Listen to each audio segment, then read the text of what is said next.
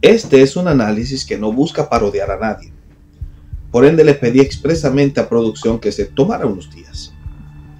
Lo realizo a petición de mi amigo Jonathan Ramos y porque entiendo es uno que amerita de muchísima atención.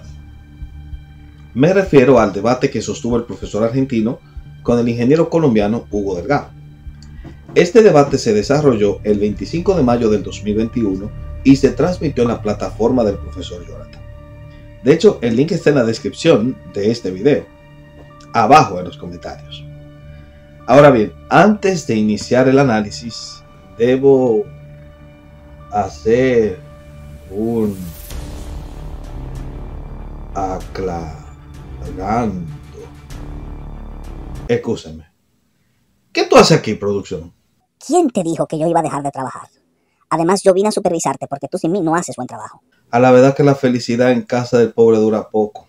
Mira, solo limítate a pasar los videos, pero no te pongas a comentar e interrumpirme y estar opinando. ¿Y cuándo te interrumpo yo, chico? Déjame ver lo que tienes acá. ¡Ey, diach!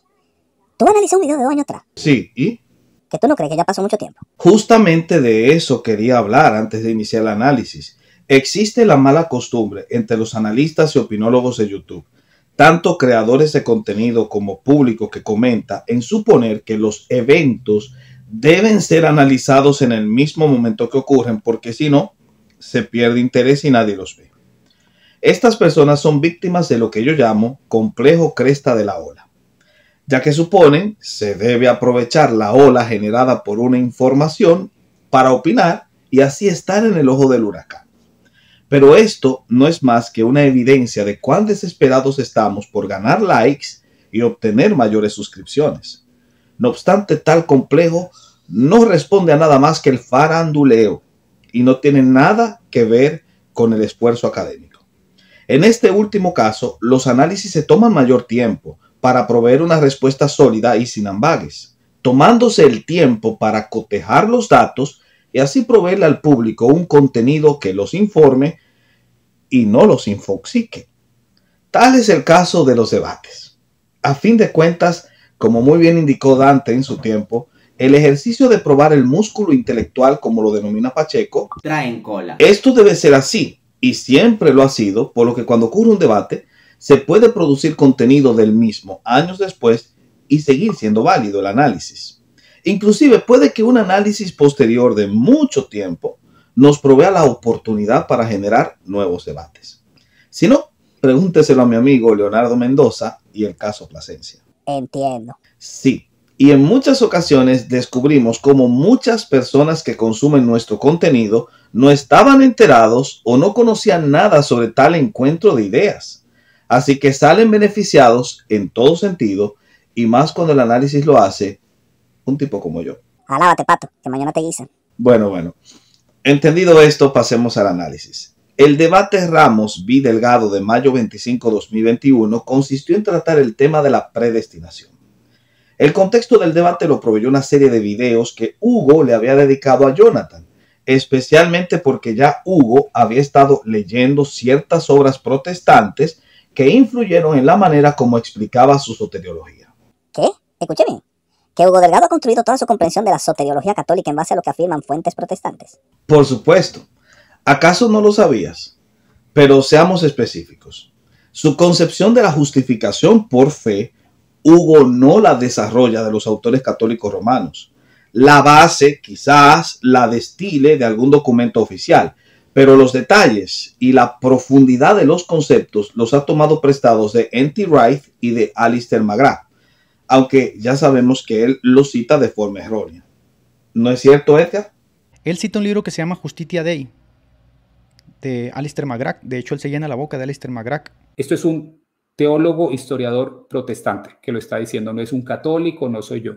Y la cita dice, como la puso el señor Hugo así: intentos de parte de una generación reciente de apologetas protestantes por defender esta innovación como una recuperación de las enseñanzas auténticas de San Agustín no pueden ser tomadas con seriedad. A mí se me hizo raro, así que fui al libro de Alister McGrath y la cita es esta. Entonces aquí falta algo, ¿no, Hugo? Me da la impresión como que mutilaste el texto. Cuando uno coteja los dos textos, este es el texto original y la parte en amarillo es la parte que Hugo mutiló. Y yo pregunto, Hugo, ¿por qué la mutilaste? No hay que ser muy sabios para verlo. Porque en la cita original que él pone, esta cita parece ser un gancho al hígado para los protestantes. Pero no podría ser un gancho al hígado si aquí mismo en esta cita se incluyese a los católicos. Por lo tanto, lo que Hugo hizo fue quitar la parte en amarillo que habla del catolicismo.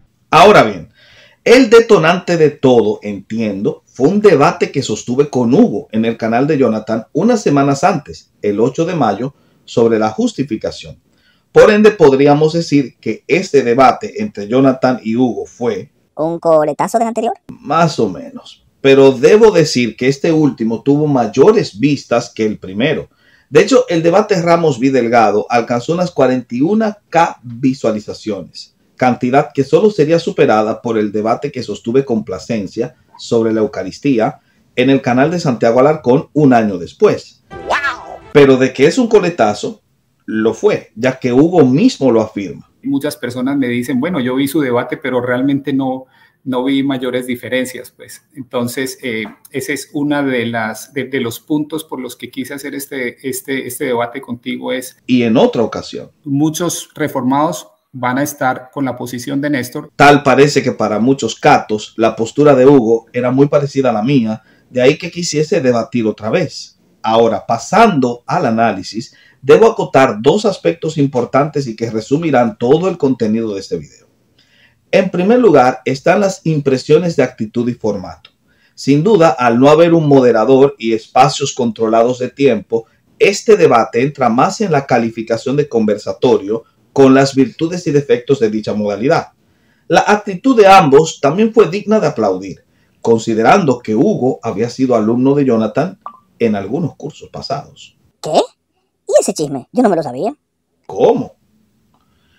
Mira el video que yo puse en la lista, el número 2. Podemos adorar imágenes. No adoramos imágenes. El número 2. Y estos dos tipos de civilizaciones van a configurar dos tipos de religiones diametralmente distintas. Este es un desarrollo que se realiza en lo que se llama la antropología cultural. Gracias. ¿Viste? No te mentía. En dado caso, aquí se dio un encuentro entre maestro y alumno sobre un tema particular del cual Hugo había hecho una serie de videos.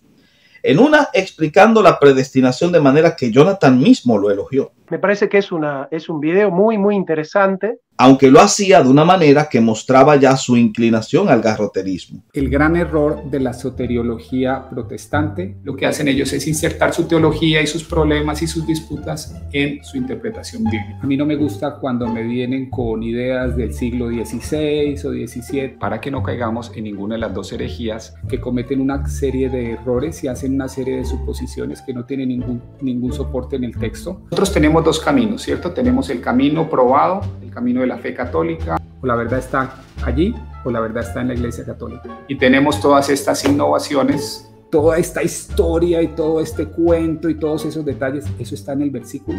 ¿Cuál iglesia hace más sentido? ¿Qué estuvo haciendo el Espíritu Santo en esos 15 siglos? Mucho más rica y mucho más profunda y mucho más enriquecedora que la forma en que ellos la leen. Sin embargo, esta era una etapa muy temprana, por lo que cualquiera podría sorprenderse al tener a un Hugo que afirmaba cosas como esta. Yo soy respetuoso de la posición reformada. O esta otra. Calvino y Lutero, creo yo que ellos estaban luchando, en mi opinión, de manera correcta.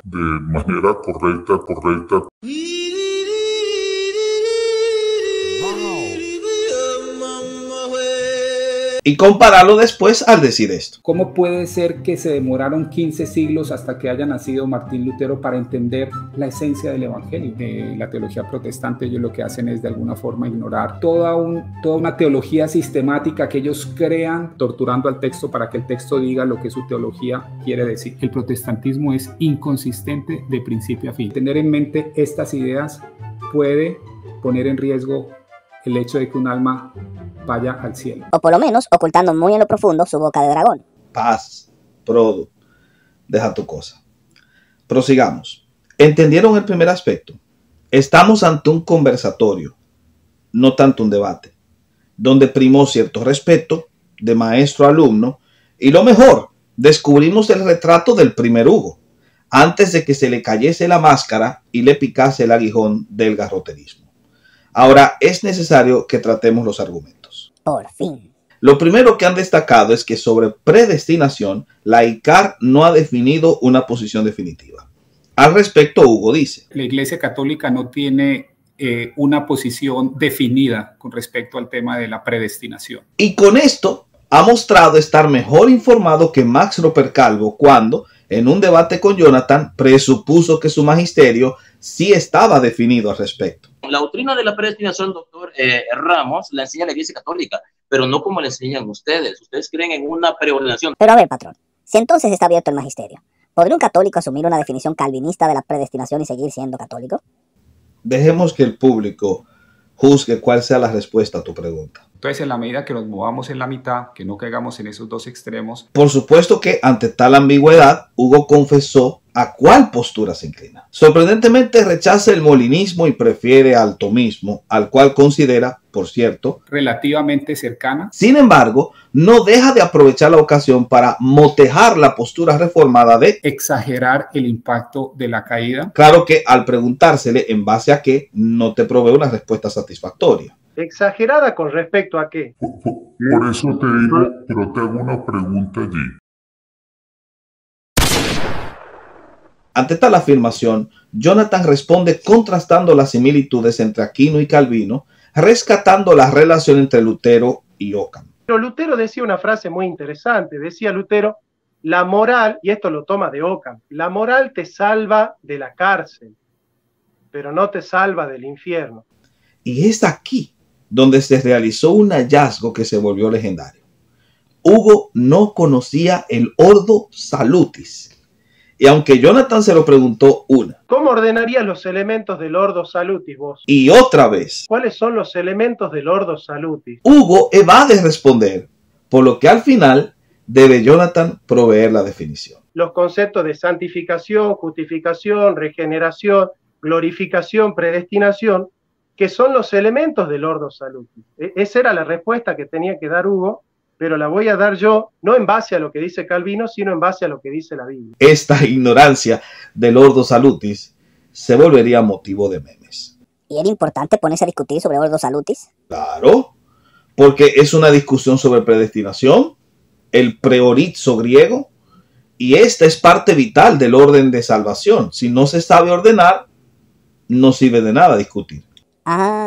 Jonathan, que por cierto es quien más tiempo tuvo para desarrollar sus ideas, aclara muy bien la postura reformada de la predestinación y lo hace sobre todo apelando al apóstol Pablo, algo que Hugo rechaza cuando pregunta. O sea, ¿por qué solamente citas a San Pablo? Esto, obviamente, es una pregunta que pareciera ser legítima hasta que te percatas de que genera dos grandes problemas para la postura católica romana.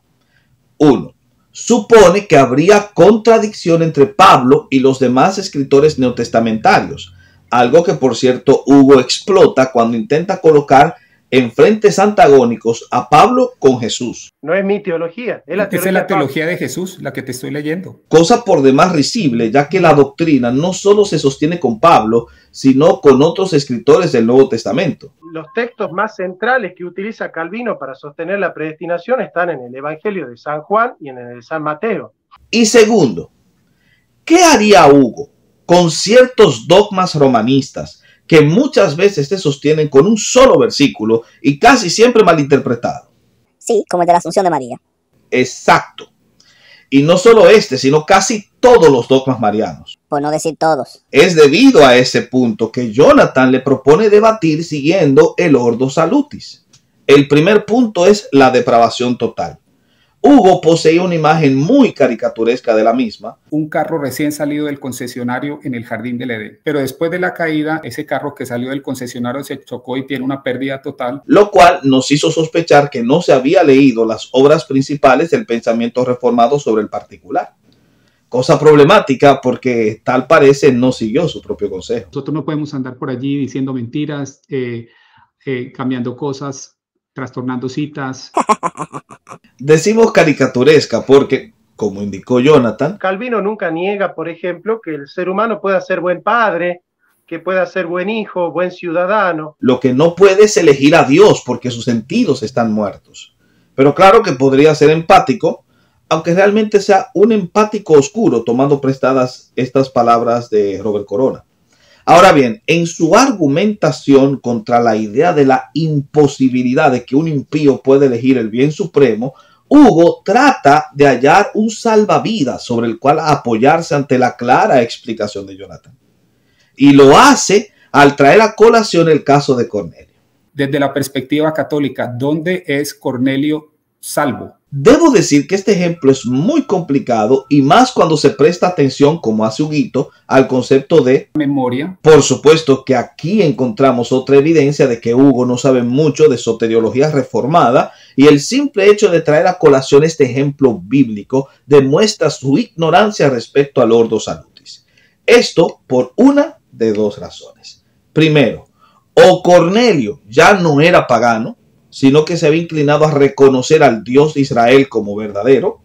Esto supone, acorde con la manera bíblica de comprender el orden de salvación, que ya sus ojos habían sido abiertos a la verdad, y porque su corazón había sido dispuesto para descubrir en el panteón romano la vanidad, buscando en el invisible Dios de los judíos al verdadero, ya que Dios es quien hace aquello, acorde con Hechos 16:14b, el Señor le proveyó el mensajero para darle un mensaje cuyos oídos ya podían escuchar.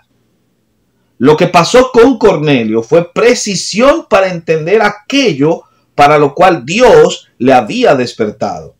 O segundo, y esto es peor para Hugo, que las obras de Cornelio no eran suficientes para salvarlo.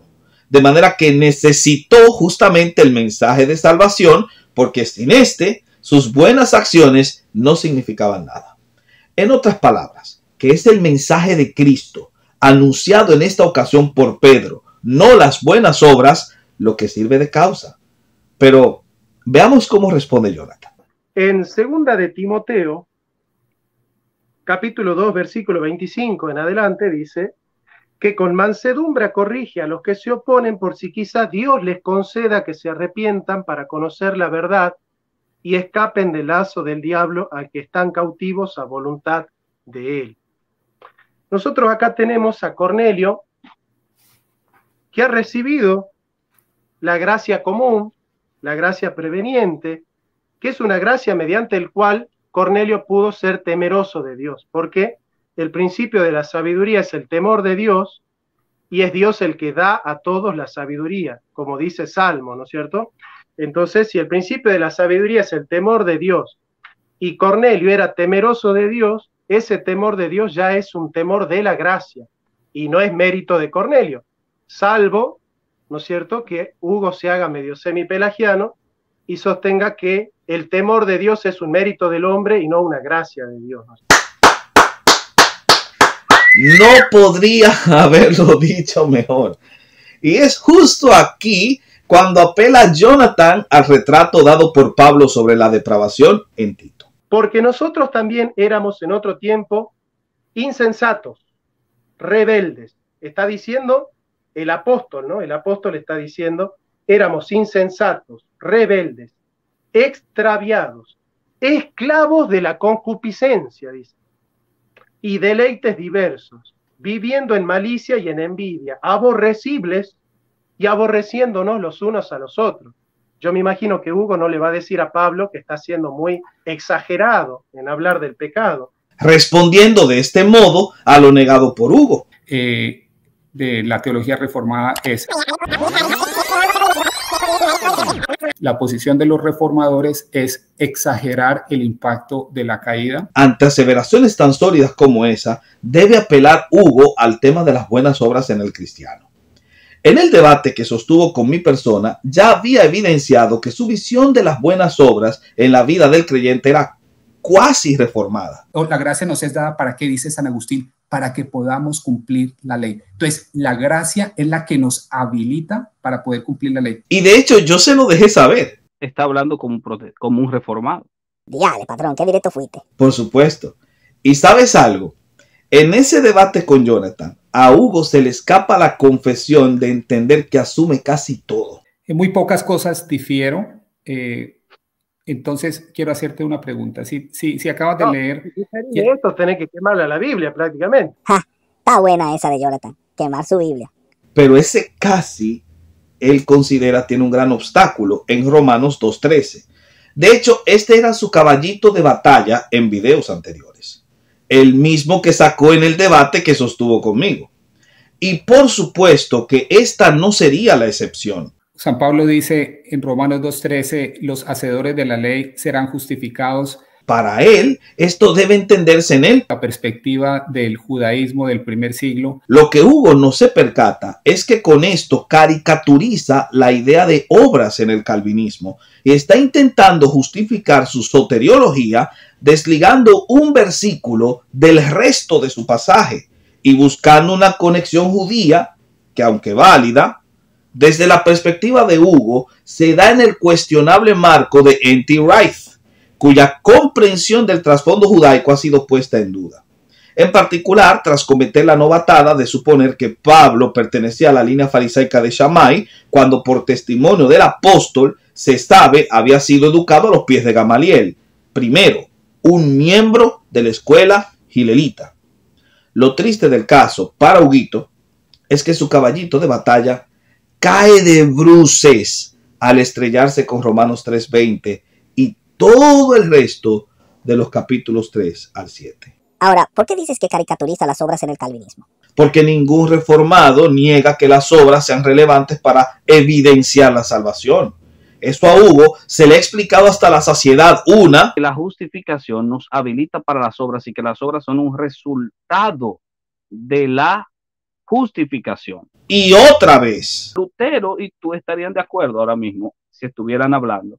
Porque justamente Lutero enseñaba la idea de que la justificación te capacita para las obras y que las obras son un resultado, no una causa. Nosotros tenemos las obras para darnos cuenta si la fe que tenemos es auténtica o no es auténtica. Pero él sigue empecinado en decir lo mismo, porque le sabe a jabón, pero sigue creyendo es queso. Y por mantenerse en esa tosudez, esa terquedad, que no es más que evidencia de idolatría, ha caído en la parodia de su argumento al sostener en sus últimos videos que los protes negamos las buenas obras. ¿No me creen? Véanlo por ustedes mismos. Y esa es una de las razones por las que aquí hacemos apologética y atacamos el protestantismo.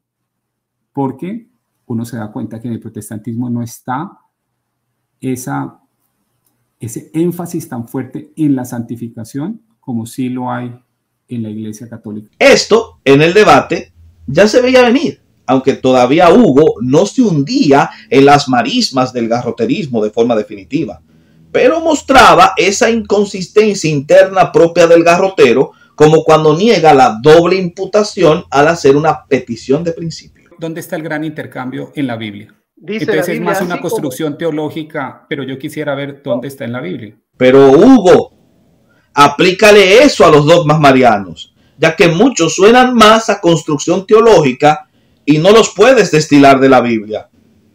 ¿Qué te pasó ahí? Peor aún, más suena a construcción teológica tu apelación a separar la predestinación en una para justificación y otra para glorificación, de suerte que hay algunas personas que pueden estar predestinadas a la justificación, mas no predestinadas a la gloria. Eso, Hugo, sí es una construcción teológica.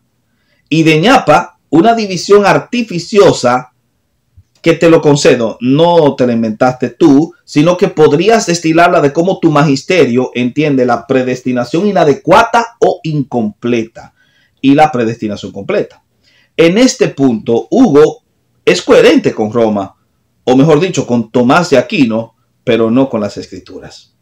Puesto que en la Biblia, cuando Pablo presenta el Ordo Salutis, lo expresa en pasado, porque entiende que para Dios es un acto definitivo y completo. ¿Lo ven? Esa es una de las razones por las que no podría yo ser católico romano. Por supuesto, esto ya lo explico en el libro El teólogo responde. Claro que, aun si la manera en que Hugo entiende la predestinación no estuviese desligada de la Biblia, aún así resulta banal abordar el tema. Y esto debido a que, recordemos, ya Hugo nos avisó que la Iglesia Católica no tiene una posición definida con respecto al tema de la predestinación. De manera que tal posición no es obligatoria de ser asumida y por tanto la discusión resulta irrelevante. ¿Y qué hacemos con la apelación a Juan 15:1 que hace Hugo? Yo soy la vid, vosotros los pámpanos, el que permanece. Claramente Jesús nos está diciendo que una vez que estamos en él, si no damos fruto, si no cooperamos. Yañe, Prodo, no me digas que ya te pusiste el día con el debate. Tú sabes que yo soy la madura. El guiso está preparado para el pato. Pero tocante a tu pregunta, Jonathan le da una respuesta interesante. Vos podés hacer la profesión de fe y estar en la iglesia, y la iglesia es el cuerpo de Cristo, ¿no es cierto? Entonces toda persona que está en la iglesia está en Jesús, porque la iglesia es el cuerpo místico de Cristo. Pero no todos los que están en la iglesia van a ser salvos. De hecho, los pámpanos cortados son aquellos que no dan buen fruto porque estaban injertados al cuerpo de Cristo, pero no estaban en Cristo. Es lo que avanzó el apóstol en 1 Juan 2:18 y tiene que ver con la cizaña presente en el campo del trigo. A esto Jonathan agrega. Acá Jesucristo no está haciendo doctrina, pero Pablo está haciendo doctrina, explicando claramente en el contexto de la salvación cómo se da la salvación. Cosa que molesta a Delgado y justo le hace caer en la trampa del atomismo al hacer esta pregunta. ¿Por qué las palabras de Jesús van a estar por debajo de las de Pablo? ¿Será que Hugo cree que Pablo y Cristo se hallan en oposición? Por supuesto que no. Pero al querer basar toda su soteriología en una negación de lo indicado por Pablo, basándose en un endeble pasaje ilustrativo, demuestra no conocer los vínculos que Pablo tiene con la soteriología del cuarto evangelio, expresada por Cristo en textos tan evidentes como Juan 10, 28 y 29, 6, 44 o mucho más claro, el versículo 39. La voluntad del Padre es que yo no pierda nada. Hugo intenta levantar cabeza, apelando otra vez a sus salvavidas. El protestante N.T. Wright. Él dice que es claramente un solo concepto. Pero Jonathan le devuelve el puñetazo apelando a la misma Sagrada Escritura en Juan 17:12. A los que me diste yo los guardé, y ninguno de los que me diste se perdió, sino solamente el hijo de perdición. Tristemente, el señor Delgado seguirá interpretando Juan 15 en base al ejercicio humano del libre arbitrio. Juan 15 es un mensaje de colaboración, es un mensaje de cooperar con nuestro libre albedrío. Pero a la vez se canta y se llora, porque cuando Jonathan se lo pregunta, él termina afirmando que la salvación depende de Dios. ¿De qué depende que vos hagas tu mejor esfuerzo? ¿De quién? De él. ¿De él? Sí. Ah, ¿no es fruto de tu mérito y de tu libre albedrío? Ay, atrapada. Ay, ayuda, ayuda. Exacto. Y justo por eso, ante tal metida de pata, trata de zafarse con el ejemplo de la brocha y la mano. ¿Quién está pintando el cuadro? ¿La brocha o la persona que la está pintando? El peor ejemplo que pudo usar. Sí, ese le juega en su contra. Y por eso, a partir de ahí, le apodaron Hugo Crespo. ¿Por qué? Por esto. ¡Píntame!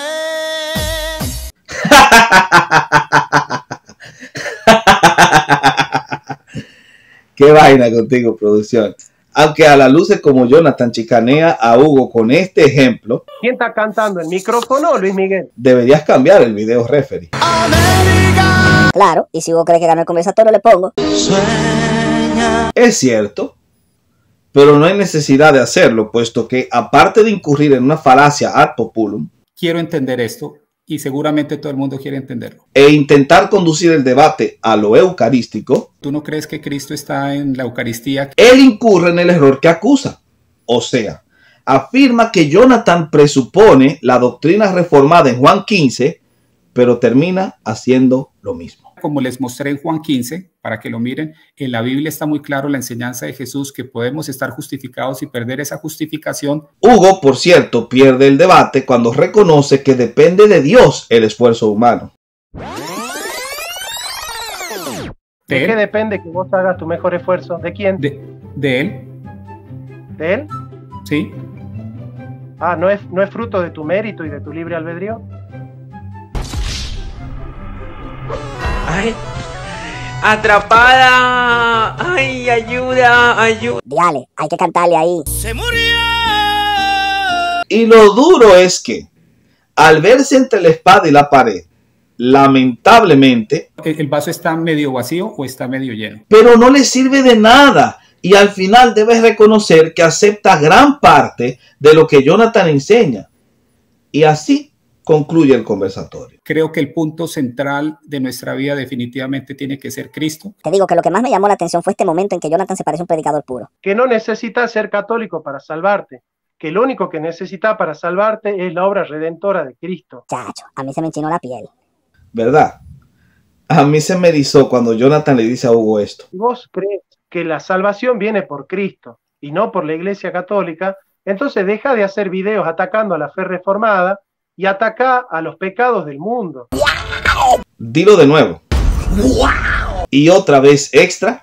Ahora bien, ya como conclusión para este video, debo resaltar mis respetos para ambos, debido a que se introdujeron en este debate que de por sí es complicado por ser abstracto y, como dice Jonathan, Es el que llega a los temas nucleares. es el debate de Auxilis, pero Reencauzada a nuestros tiempos modernos. sin embargo, para quienes lo vieron y lo han analizado antes, es posible que no entendiesen cuando Jonathan tildó de ambiguo al concepto de justificación. La palabra justificación es muy ambigua porque hay una justificación descendente y una justificación ascendente. Debo indicar que tiene toda la razón. Ahora, la explicación de esta ambigüedad se debe al carácter dicotómico de la justificación. En el campo soteriológico se asume que la misma debe ser entendida en dos sentidos. Es tanto objetiva como subjetiva. Porque es objetiva, reposa en términos de posición. Porque es subjetiva, la vemos en términos de condición. Y finalmente, porque es objetiva, se da por imputación, y porque es subjetiva, se da por infusión. De manera que toda la discusión polarizada debe ser evitada al respecto. En el debate, Hugo asume el lado subjetivo de la justificación, y tanto Jonathan como mi persona defendíamos el objetivo. Sin embargo, debido al carácter dicotómico de la justificación, ambas opiniones pueden ser aceptadas como tal, y cuando acercamos el lente, notamos que la naturaleza de la misma será la iniciativa divina, su necesidad, la incapacidad humana. La fuente es la gracia inmerecida, la base es Cristo y el medio es el Espíritu Santo que actúa por la palabra y la fe. Oye, no le dijiste a Pacheco que le bajara 2 al changarrito, que está muy pegajoso el ritmo. Me llaman huerfanito que a Mariano tengo yo. ¿Tú querías que yo se lo dijera? Sí, da. Lo tendré pendiente. Y hasta aquí llegamos con el episodio de hoy. Recuerden compartir y continuar dando like. Pronto, Produ, te voy a sacar a cenar cuando lleguemos a 20,000. Producción. ¿Y por qué apagaste la luz? No me digas que tú te vas a presentar delante de esta gente para que te vean. Ya saben, a darle like, suban esa manita hasta superar los 20K. Si no lo hacen, les voy a salir de noche. Producción, deja tu coro. Ja.